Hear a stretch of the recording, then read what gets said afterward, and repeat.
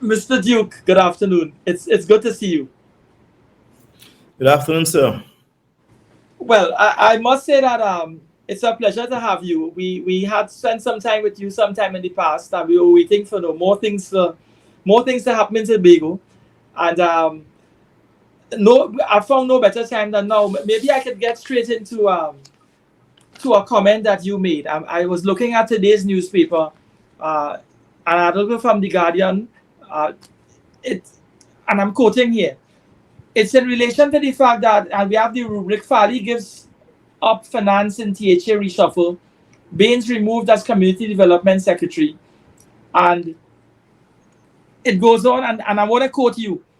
It says here, Progressive Democratic Patriots leader Watson Duke also felt the changes would not benefit Tobago or its people. Also meaning that Ansel Dennis, he saw no value in some of the reshuffle that took place. My question to you is this, and I'm quoting here: this reshuffle is putting 7 square pegs in 7 round holes. There is no perfect fit here. I am not sure how it will fit, but there must be a next reshuffle coming up. I'm concerned over what was expected and what was delivered. Uh, Mr. Duke, could you elaborate on what you're saying there? I, as a layperson, an observer from where I sit, I'm looking at what's happening in Tobago through the editorial because I'm not there on the ground in the way that you may be. It seems that Farley Augustine has reshuffled and done some tweaking within his THA, within his executive. But persons like Ansel Dennis and yourself, and you could only speak for yourself, um, you really don't see any. You don't see how that is going to redound to the benefit of the Tobagonian on the ground. And perhaps this is a nice point for you to elaborate on what you said earlier through the article. How does the Tobagonian on the ground, having elected this administration into executive power with a 14-1 election, thumping of the incumbent PNM at the time, how have they featured in the lives of the average Tobagonian in making things better for the time that they've spent in office? And just in the context of this reshuffle, how this reshuffle is going to continue to improve the Tobagonians' lives? It is left to be seen. Let's make it absolutely clear. It is left to be seen. And maybe he has trained them and we are unaware.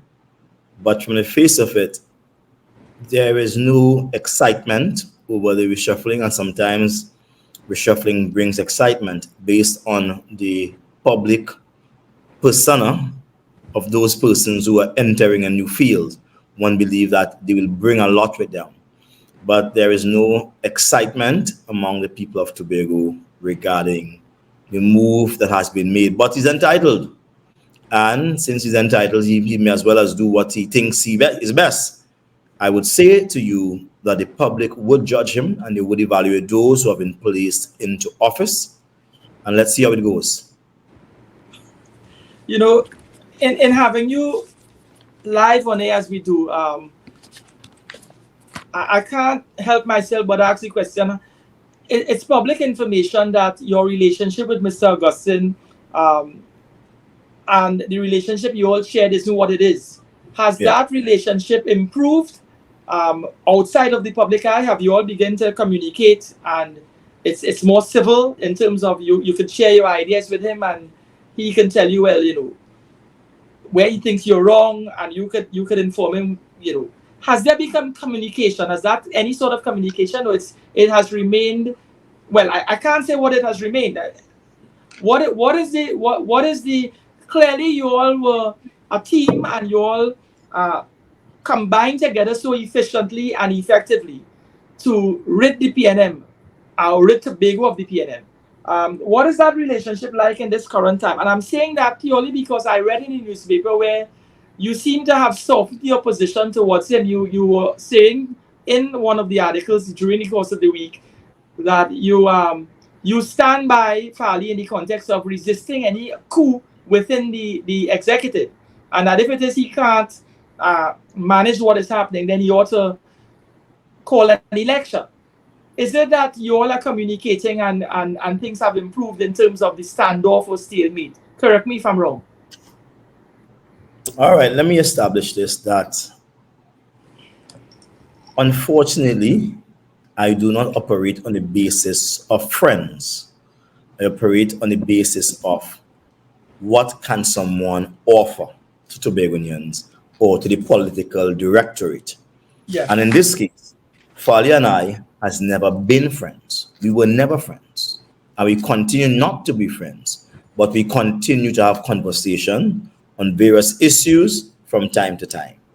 I will always speak from my viewpoint, and so will he speak from his viewpoint. So it is not a paliwal thing. Maybe it's because there's too many paliwals in government. We have governments not operating the way it should. In my mind, people need not be paliwals. People just need to have a common shared understanding and stick to that understanding on the basis that people should always be placed first instead of your personal feelings. I hope that I made it clear and simple. I don't think I can make it more simple than that, except I put on my local vernacular and speak the way Tobagonians speak. No, we follow you clearly. It's Nice, lovely. You've expressed yourself well. The central government has embarked on an exercise where they are seeking feedback from the population, from the electorate, both in Tobago and Trinidad, with regard to constitutional reform and their views. What is your view, Mr. Duke? What is your view in terms of, do you think the Constitution of Trinidad and Tobago, as it exists now in its current form, is working for the people of Tobago? And if so, what can be done in terms of reform to empower Tobago or the Tobagonians? Well, let me say this, right? When we speak of constitutional reform, we're talking about what constitutes Trinidad and Tobago, what makes up the imaginations of the people, where the desires of the people lie. Yeah? Mm-hmm. Contrary to, I heard a piece of Dr. Vanas James' statement, contrary to his beliefs, which are his beliefs, and you have a right to hold them tight, Tobagonians are not about a piece of pie. Tobagonians are not about that. Tobagonians want the whole factory. We don't want a whole slice, we don't want a whole cake, we want the whole factory. Tobago should be able to represent itself while sharing a relationship with Trinidad. So what we are talking about is improvement in the relationship between Trinidad and Tobago to the point where Tobago really has the power to exercise its self-determination. That is one, to determine freely among itself its own political status, whether it should be independent from Trinidad, whether it can become independent in the future. It should be able to determine that, whether it continues in the integrated relationship with Trinidad, it should determine that, or whether it should just form an association as the European Union, as the Eastern Caribbean states, or as the Organization of American States. These are Tobagonians' prerogative. They're our inalienable rights. And that is where Tobagonians are. We want that freedom to determine our own political status and to freely decide within the island of Tobago, without any external influence, our economic, social, and cultural development. That idea where my colleague Vanas James is talking about villagers want money and that better, that's an old idea. That's an idea that the PDP sold on the market during the campaign, and persons bought into the idea. It was one where I personally said to the people of Tobago that we would start with $10 million for every constituency. And there is 15 constituencies, which means that every year we would divide 150 million among all the constituencies of Tobago, meaning the electoral districts. There are 15 of them in the THA. So when he comes with the idea as if it's a new idea and it's a fun idea, I want to tell my colleague that he's being not very honest, right? That idea was sold to Tobagonians. Tobagonians bought into the idea. My colleague, Farley Augustine, this time Farley Augustine, my colleague, chose not to honor that. I told him where to get the money from. The money comes from the development fund, all right, or the budget that Trinidad gives to us for development, which is about 300 million, 250 thereabout. Take 150, put it into the communities, and you partner with people within the communities to develop their communities on an annual basis. They take on projects from a list of projects that the assemblyman of the area, whether it's PNM or UNC, well, not UNC, PNM or whoever, they will sit with their people, and you're going to create what is called a community council, which is much larger than a village council, where every person is represented in one way or fashion. And there you come up with a list of projects for the 4-year term, but you begin to prioritize the projects based on the availability of money, which is first, which is second, which is third. Once that is accepted, the THA through community development will then disburse the funds with its attendant professionals to ensure the funds are well spent within the community for development of the community. These are plans we have. So my colleague Manus James walking around saying that he has polled the people and they have said this and that's what people want, and he's trying to cast down Farley Augustine and myself and saying he's going to campaign. That is very disingenuous, and I think it's very dishonorable for him to take that position as if to say he's right and he's going to get us out of office. Farley is his own man. As I said, we have not been friends, and I'm my own man. At the end of the day, Vanos has lived his full political life. Why is he trying to now disturb my children? Who's coming up with some old idea he has? The people will not take him on in Tobago, right? And I hate to say it, but we may have to go to war, political war that is. But I think he should cool himself out and relax and allow people to do their stuff. Give your comments as you want to do, and it's okay to give free and unbiased comments, but do not paint a picture as if you were this luminary with this great idea that no one came out with. That is in our mandate. That we spoke of $10 million for every electoral district, and there are 15. At the end of 4 years, we would have spent $40 million in every constituency. It's just that my colleague Farley Augustine have chosen not to do it, and I can't beat him for that. He knows the commitment, he agrees to the commitment, but when he got inside, he said he's an independent.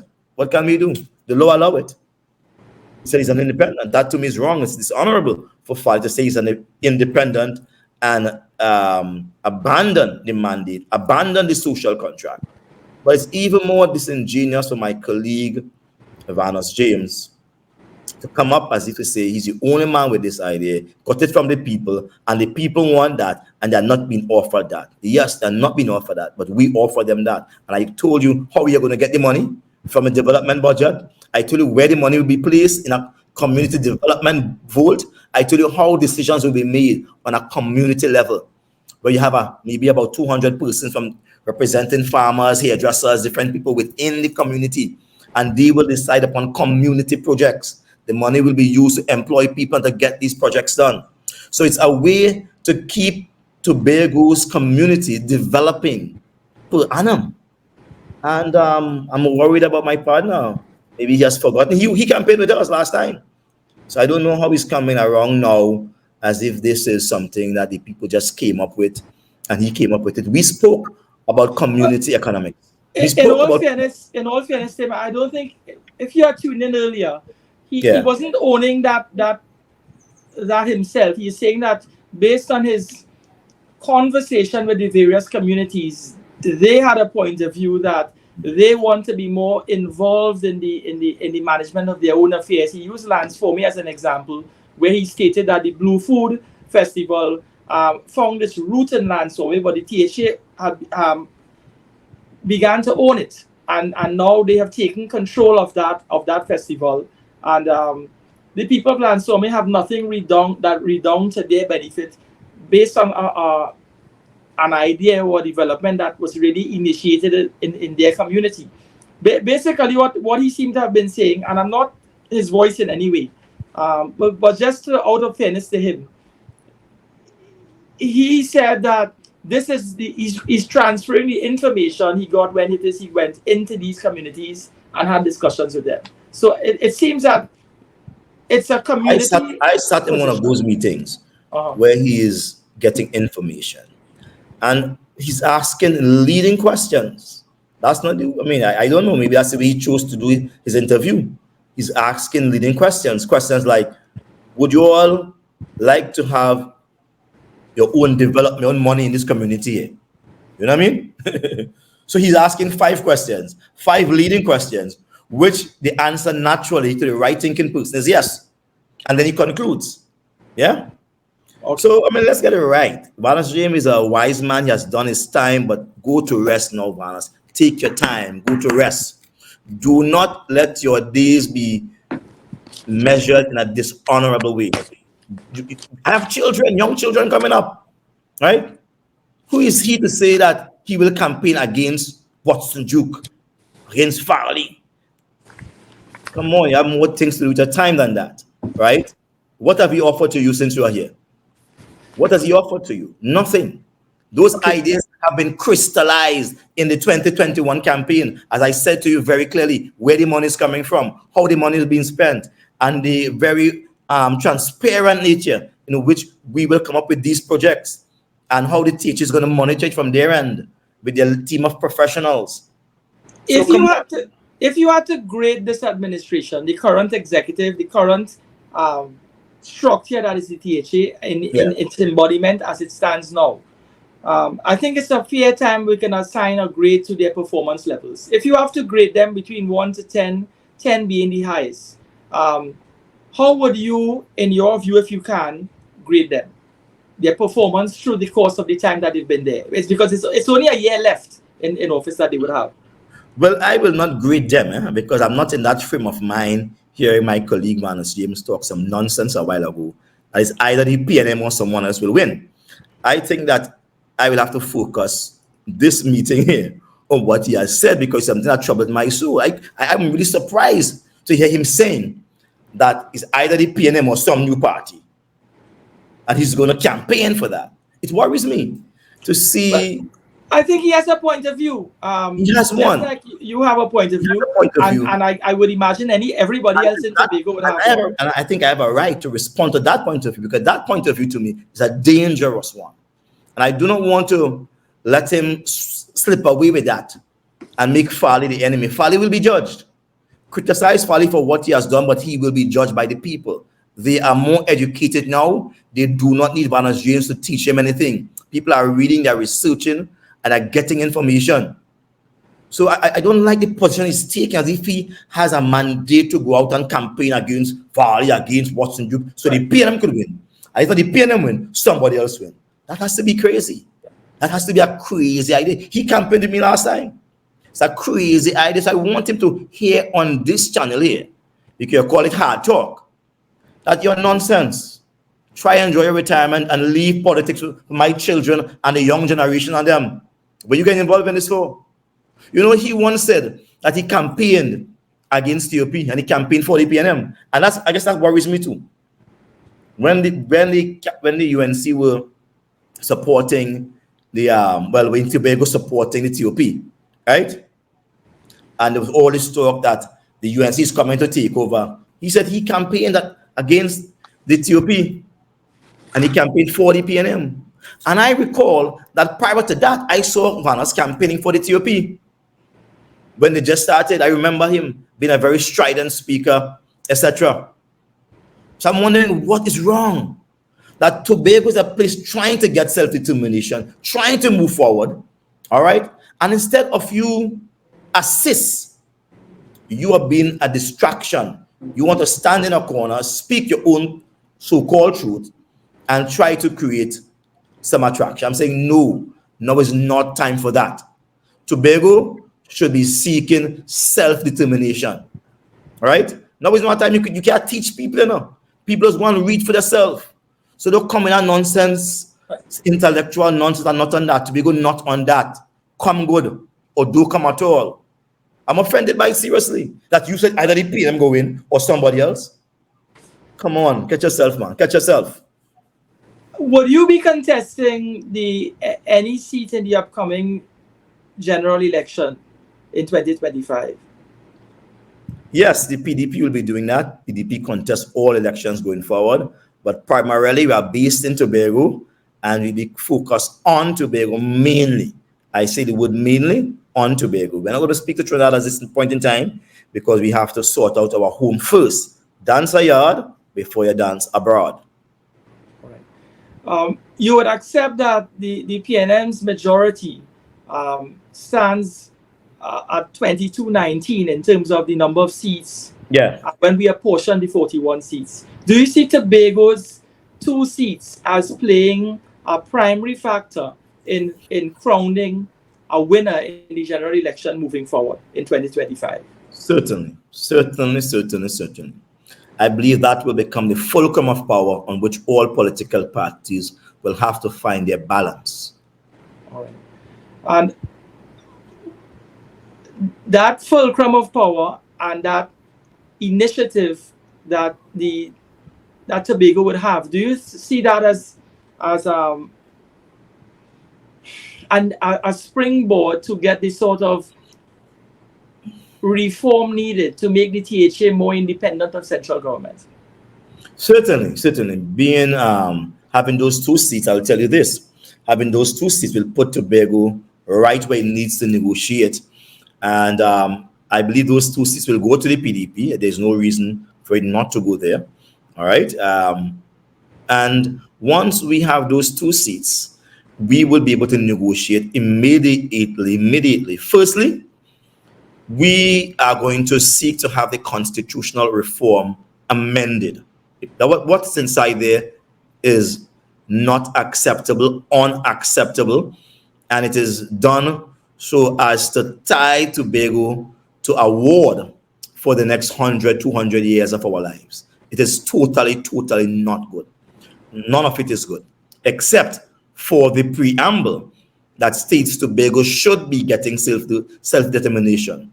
The preamble in clause 4 states quite logically, quite clearly, and emphatically that Tobago has a right to self-determination, to pursue its own political status, and to freely develop its own economy, social and cultural developments of policies, etc.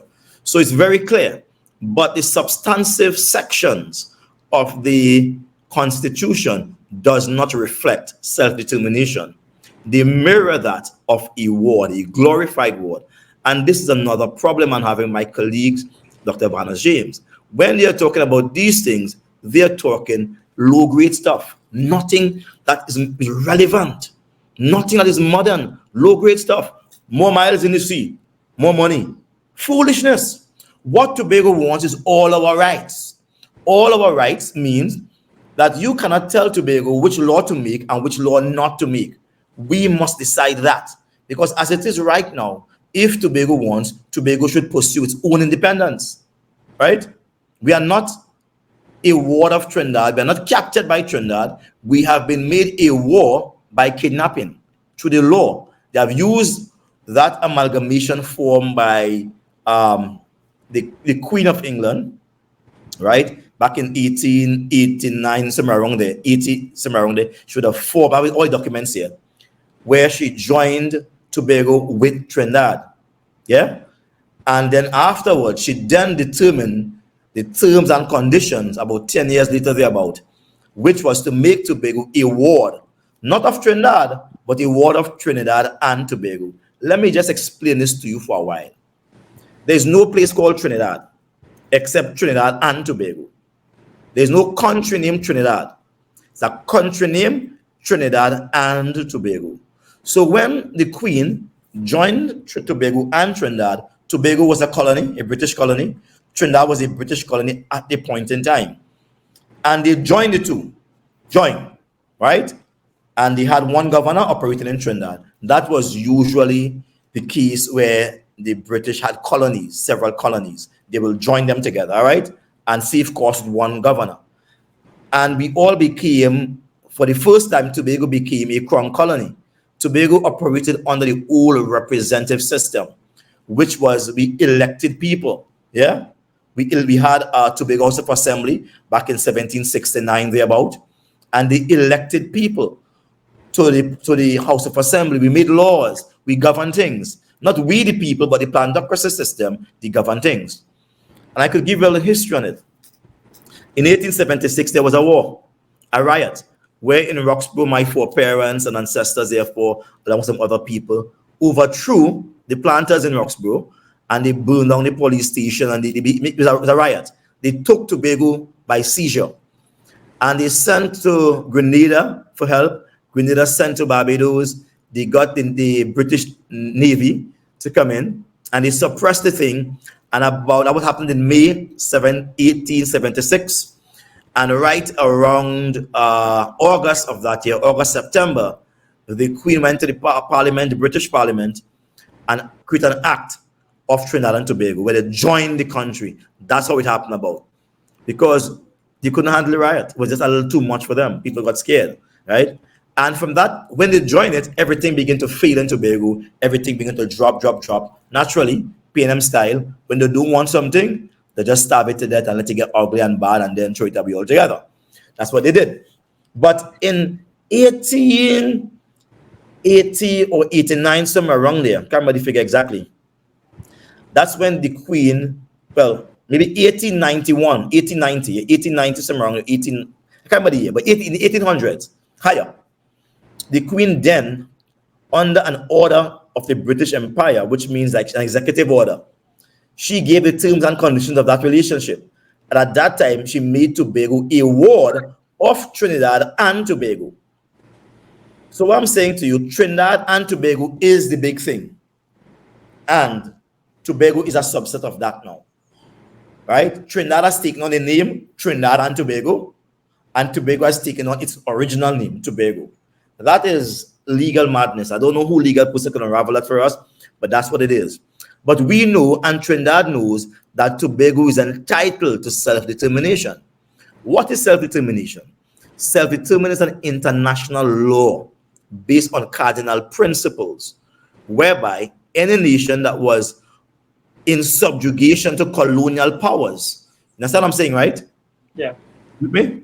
Any nation that was in subjugation to colonial powers, whether it be British, French, Dutch, or whoever, they had a right to, the people, they had a right to determine among themselves their own political status. In other words, Britain or the colonial power could not determine your status, right?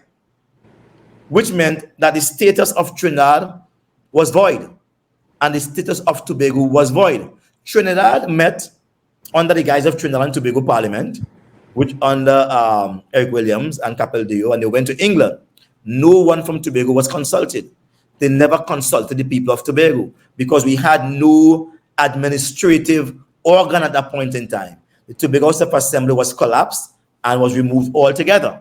Trinidad then became one of the parishes of Trinidad, so to speak. Yeah? And so when they administered it in England, it was for Trinidad, and Tobago was the appendage, but the name was Trinidad and Tobago. So let's get it right. The injustices that has been done to my foreparents must be corrected. And this is the seriousness of the campaign. Not this nonsense, my friend, but us talking upon down weak arguments about money. That will come. We have already spoken that about people getting involved. That is what we are about. We are about freeing Tobago up to be in a relationship with Trinidad that is not advantageous, where Trinidad use their 39 votes to dumb down our 2 votes in Tobago. It must be equality. The 2 votes in Tobago must be equal to the 39 votes in Trinidad when coming to making laws for Trinidad and Tobago. What do I mean? If you're making a law for Trinidad and Tobago in the parliament, and those 2 persons do not support that vote, then it is not for Tobago, it's a Trinidad vote. And Trinidad will therefore have to be a Trinidad law. Tobago has Tobago laws. So we have to understand we are now going into the stage of a federal government. Where is the island of Tobago? That's what the Constitution seeks to do.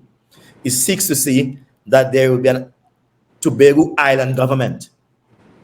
But there's no Trinidad Island government. And I'm saying there must be a Trinidad Island government. Trinidad has to stop thieving the name Tobago with it, because Trinidad is not the country. Trinidad and Tobago is the country. All right? And so we have to set that out. It might be a little bit deep for you in this short session, but it's very heavy stuff here. And this is what I want my friend, Barnes James, to be speaking about. Not those lame arguments you're going around the place with, talking about he got campaign in his old years. I appreciate what you're saying, and I allowed you to develop it fully. My question is this. If it is you, the PDP, and I'm confident, as you are confident, I share your confidence that the PDP will win the 2 seats in Tobago. When that happens, do you accept that you must know, or you may be in a position when you sit at the table to make decisions for Tobago, that you have to enter into a relationship with either of the 2 competing parties in Trinidad? Yes, I'm aware of that. Right. That marriage that will take place when that time comes, and I'm using the word marriage very loosely. It's a union of some kind in terms of. Have you explored in your mind's eye the manifestos of both of those parties, the PNM and the UNC, and concluded in your mind's eye which of the 2 operate in a way that is consistent with your needs, meaning the needs of Tobago and the PDP? Well, I don't waste my time reading their manifesto. That'd be time wasting, right? When we get to that bridge where the scores are settled, and when Tobago has to play the power broker there, or Tobago has the power ball, we would then negotiate. And I will negotiate equally with both parties.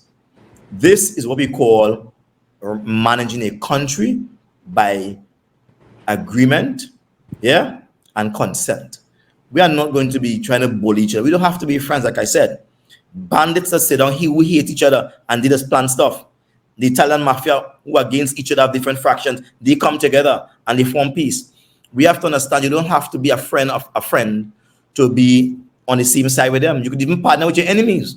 But what are we partnering to achieve?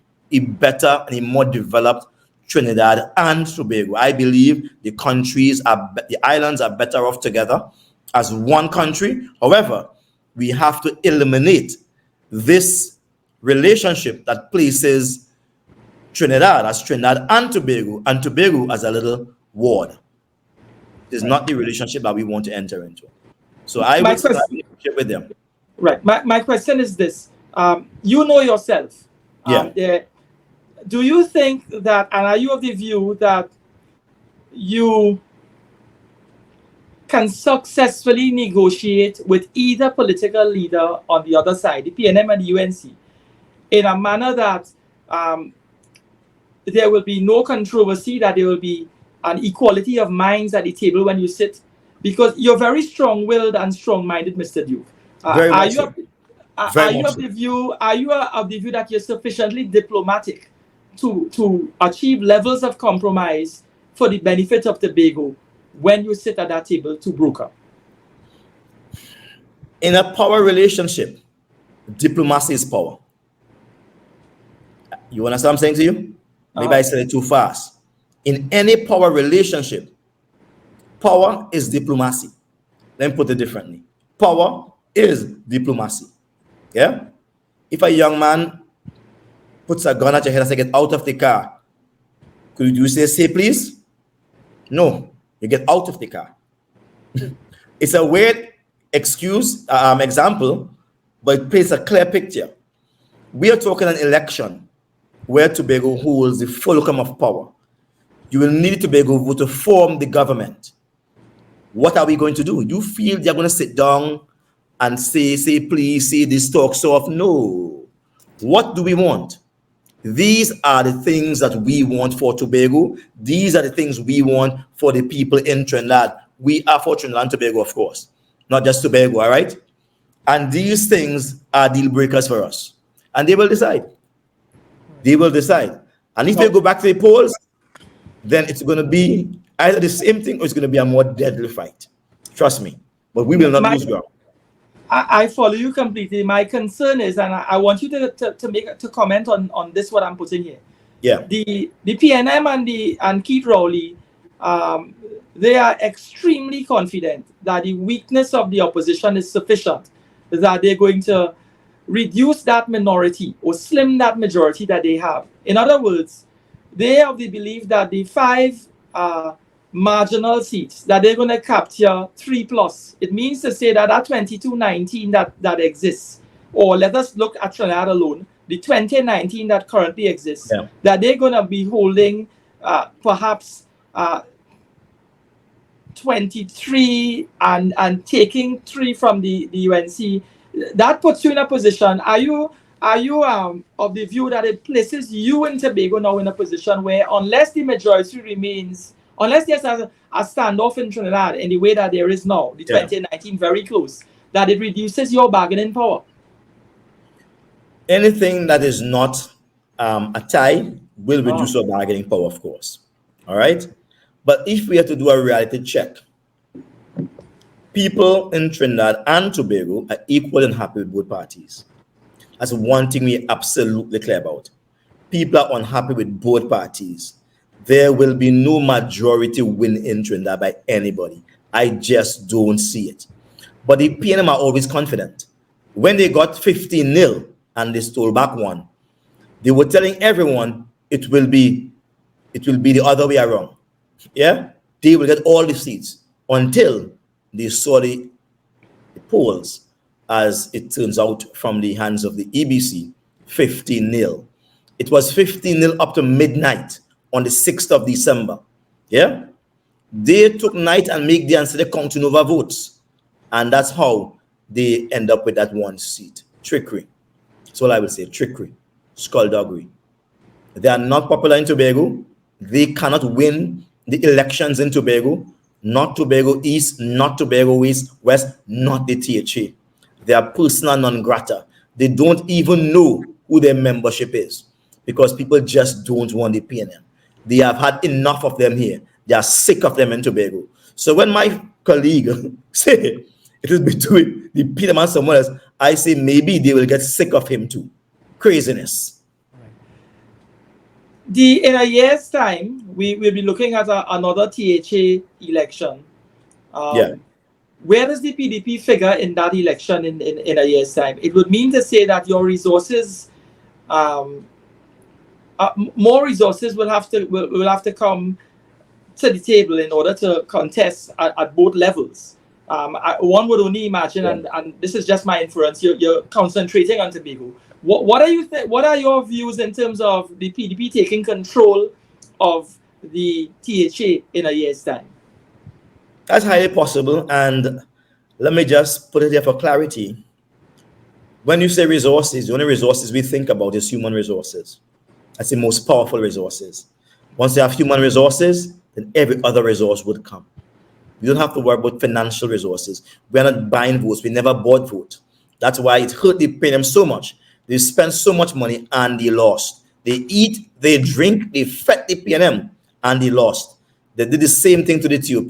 They eat, they drank with them, they fed them and they lost. We don't have that type of money to waste. What we have is a revolution, a political revolution. Our ideas are our attraction and our mandate is to fulfill those ideas. This time I'll be leading both battles and there'll be no worry, as I'm not putting anybody up as any chief secretary or anything like that. Until the battle is won, then we decide that. So no one is going to get any false fame at this point in time. But it gets to their head and they begin to make deals before the election is completed. Not at all. Are you of the view that your political stock has in any way been, I want to use the word damaged. I'm using it very loosely. It's not any loaded word. I'm simply asking. It's very loaded. I would say it's very loaded. I'm wondering why you ask the question that way. Why did you frame it the other way around? Okay, allow me to do that. You have the view that your political stock has reached is high. Okay, allow me to change the question. I didn't mean it in that way. My question is simply, um, and I'm putting it this way: your relationship with Farley Augustine was of such where you all were a team, and from what you explained, you weren't friends, but you were buying Team, into a team. yeah, Yeah, team is the right word. right. And being a team, do you think with the fall off between yourself and him, and he, assuming the position that he is now, he has formed a new party. He's he's controlling the reins of power within the THA as we speak, and you're not. That your value has in any way been diminished in the eyes of Tobagonians. Well, let me tell you this, right? My value, I'm like what you call red ruby. Red ruby is even more expensive than diamond. It's rare, right? My diamonds, my value is invaluable, so to speak, to Tobagonians and to the people of Trinidad and Tobago. As you know, I've made my contribution. I have a national profile. I have a national persona. And one thing about Watson Yuki gets the job done. I'm not afraid of the work. I'm not afraid of the job. I get the job done. And so what Tobago is looking for is someone to work, not a star boy or star girl, someone to work. And I think I remain a valuable person in the eyes of Tobagonians. Every single day I am on the ground and I'm traversing Tobago land and breadth. I could tell you, Tobago is waiting for those elections to make their voices known. Let me say, there can be no political victory without the victory of a political leader in any politics, anywhere you go in the world. It is a political leader that leads the people to victory. Okay? Yes. And I have led the people to victory, not one time, not two times, not three times. We have diminished and wiped out the PNM completely in 5 short years. 5 short years. We have beaten them with almost 7,000 votes, Tobago votes that is. And we with no money. That's the irony of it all. 7,000 votes additional to them with no money. No one has ever done that yet in this history of Tobago House of Assembly, this last history year. When they move the seats from 12 to 15, we wipe them off the map. Somebody needs to say congratulations for that. But somehow, when a person is blessed, some folks are stressed over it, and they try to beat the man down and small him up, or the woman down and small she up, and make it look as if it's dumb luck, fool's luck. You get through. That was no accident. We had nothing attractive about us other than our message. When we told persons we are going to give them 10 million every single year so they could participate in turning the economy and developing the country, that was a wow. That was a Kodak moment. Yeah? That was a Kodak moment. And so we have to understand that the PDP is revolutionary, and that's why we promised the people a political revolution. My mileage is very high because the PDP is the embodiment of Watson Duke, and Watson Duke embodiment of the PDP. We don't call ourselves anything but Spartans, you know. Spartans, a little bit, but talawa, just run in. They have courage. And so you will hear the PDP Spartans. You will hear the PNM Red Army. The Spartans face off with the Red Army and destroy them. I'm telling you. Right? I came into politics when there was nobody in Tobago, you know, only PNM, you know, 12 seats, you know. They won 12 seats. All right? Yeah. It was only the PNM, no opposition. When I came inside with every single thing bad against me. I had all type of charges against me. All right? By the time I faced the next national elections, which it was in 2020, the charge with the compound that with sedition. They start trying to overthrow the country too. So I'm one always under the gun, always being attacked. But if the people live amongst know you, nobody could tell them different. And I used to be people that I love them. If they know you, you can't come and tell them nothing. Imagine Rowley is a prime minister from Tobago and they vote him out. Rowley has no credibility in Tobago. Understand what I'm saying to you, you know? Go just watch it as a simple thing, you know. PNM wasn't just defeated and it was simply wiped out. They cannot come back. They cannot come back in Tobago. They're done with. All the money they spend, we're going to eat them, fed them, and vote them out again. Tobago has now become a revolutionary state where people fighting for what they want. And that is self-determination. the right to think on our own. Yeah.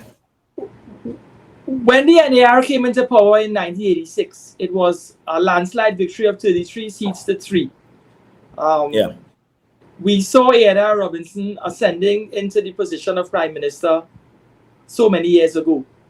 In a subsequent election, when the majorities were quite closer, and Tobago featured in terms of brokering the difference between who will ascend power or not, Robinson assumed the position of president, and Basil Pandey became prime minister. Yeah. Do you see yourself featuring in the next election similarly, where you may be in a position to become prime minister of this country, Trinidad and Tobago, or another senior position, and from that standpoint, you will be able to influence or steer the course in terms of change structurally, in terms of constitutional change and so on? Do you see yourself in that position? Yes, I see myself in that position. But let me say again, in as much as I'm a strong person, I'm also a person that is given to reasoning, because I couldn't have reach by reach without being a reasonable person at the end of the day. So this is not a bullying tactic where I go inside, I bully the UNC, I bully the PNM. No. This is one where I hold a seat of power, and therefore the conversation is going to be quite different. All right?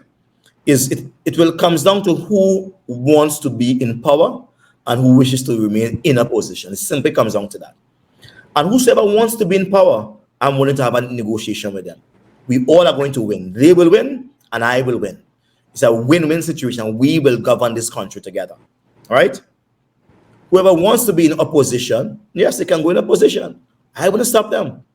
So I will be having a conversation with whosoever wants to be in power. And that of itself opens the door for concessions and for proper conversation.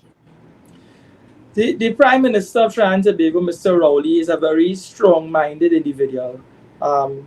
He speaks, and his language isn't always conciliatory. He refused to meet with the opposition in relation to having crime talks at the same table. When he does agree to meet, he pulls himself out of the equation, and he places other representatives to sit.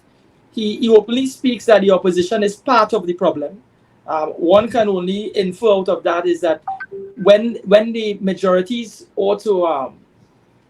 when the majorities play out in Parliament in terms of getting support from the opposition to have certain pieces of legislation passed, vis-a-vis the bail amendment bill, vis-a-vis the firearms amendment, the gang legislation, he isn't getting the procurement legislation. He wasn't and still hasn't been able to secure support from the opposition. If you were to become prime minister, do you perceive that you would be the sort of leader that would be operating in the manner that he does, or you're seeing that there has to be, for there to be change and for there to be harmony in terms of within the parliament, that a different approach must be taken? Well, I learn from Rowley a lot. He's a teacher to me. He's a mentor. I learn what not to do. When I got Rowley, I learn what not to do. So he's a mentor to me. And I will not be governing like him, but I will be governed based on what he has informed me not to do. Yeah? Hope I answered your question. As we come into the close, Watson, this is David McIntyre, Magdalene. Hey, my brother, greetings. How are we, boy? Tell me the composition of your team. Are you satisfied with a team that, since the pulling apart with you and Farley, can you put together a team that will be, a team to reckon with for elections? Well, of course. I usually use a statement jokingly, right? But it makes a point. I say I take some lame ducks and turn them into peacocks. That's what I say, right? I take some lame ducks and turn them into peacocks. So they're walking around strutting themselves as if they're somebody. But I mean, that has to do with the creative genius of who Watson Duke is, It's like God taking clay and make man. You know, you look at what a man take to create something great, and then you watch him and say, wow, that is good. An artist will take a blank piece of paper and create a masterpiece with millions. You say, wow, phew, that's good. So the PNM is a formidable foe. Let's admit that. And when I take people who were just nobodies, so to speak, nobodies as inverted commas, but people who are off the radar, and I put them together as a team, and I use my superstar, my national figure, my imagery, right, the ideology of Watson Duke, and I pushed that, and we came to victory. I mean, kudos to me. Somebody say kudos to me now. But I'm not man to clap inside it. You can clap right now inside it, bro. I defeat the great PNM. I wipe them out. So don't underestimate the giftings of Watson Duke. I simply step back and allow Farley to continue. And I'm not standing on his neck. I'm saying the people of Tobago will judge him. The people of Tobago will judge him. I'm not standing on his neck. I'm not his enemy. At least I don't see him as an enemy, right? Neither is he my friend. He's what he is. I am who I am. We were a team. We are no longer a team. All right. Thank you, sir. Nice. If we look at the status quo that exists in Tobago as we speak, it is clear that you have the view that the Farley Augustine administration has not delivered for the people of Tobago. What would you like to see done for the people of Tobago in the year that is left given the current executive? And do you see Tobago's life and quality of life improving within the next year under this administration? That is the THA I'm speaking of. Yeah, it's going to be difficult for me to want anything more than to give people more jobs. In Tobago, it's just 60,000 persons, right? Including children and persons beyond the age of 60, etc. And when you come down to the workforce, we could do more to put the workforce to work other than cutlass work and these kind of menial tasks. People can be working from a professional level, and so we need to reorganize the way we conduct our affairs in Tobago, and that's part of what economic development. I'm not sure if they have the talent around them or the scope to do it, or the political will to do it. I'm not sure. But Tobago need to expand its borders and get out of that early morning work and these menial tasks and put people to work in a more meaningful way that they can contribute to the building of the economy. Why do you keep those tasks there? Of course, you're going to add to that. That's my view. On the issue of whether they can do it or not, certainly anything is possible. But how possible it is, I think, is not very possible, given their track record and given the way I foresee their trajectory. All right. I'm going to give you the final word. What would you say to the people of Tobago at this point in time, meaning today, in terms of inspiring hope that once the PDP is given the mandate of power in Tobago, meaning to control of the THA, that they're going to get they're going to have an improved package for all Tobagonians? What would you say to the Tobagonians now, given the opportunity and given that you're in a position to effect change once given that power? Once the PDP rises to the platform where we can affect the lives of the people in Tobago,